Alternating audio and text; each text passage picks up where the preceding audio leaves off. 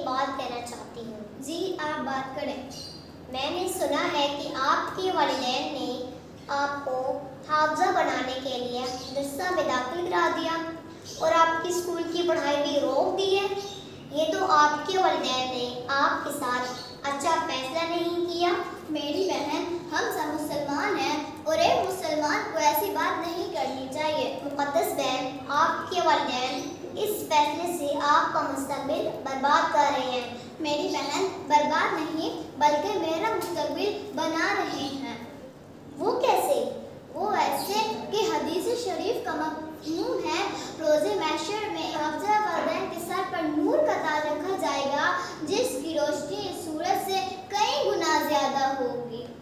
یہ تو والدین کا انعام ہے۔ اور دوسری حدیث شریف یہ ہے کہ حافظ قرآن کو کہا جائے گا کہ یہ جنت کے 10 ٹکٹ ہیں، آپ جن کو چاہے اپنے ساتھ جنت میں لے جائیں۔ حافظ قرآن کے رشتہ داروں اور دوستوں میں سے جن کو جہنم کا ٹکٹ مل چکا ہوگا ان کے حق میں سفارش کریں گے اور ان کو اپنے ساتھ جنت میں لے جائیں گے۔ تیسری حدیث کا مفہوم یہ ہے کہ قرآن پاک کی تلاوت کرتی جا اور جنت کے درجوں پر چڑھتی جا اور ٹہر ٹہر گڑ گڑ جس طرح تو دنیا میں کرتی تھی۔ جہاں تیری آخری آیت ہوگی وہیں تیرا مقام ہوگا۔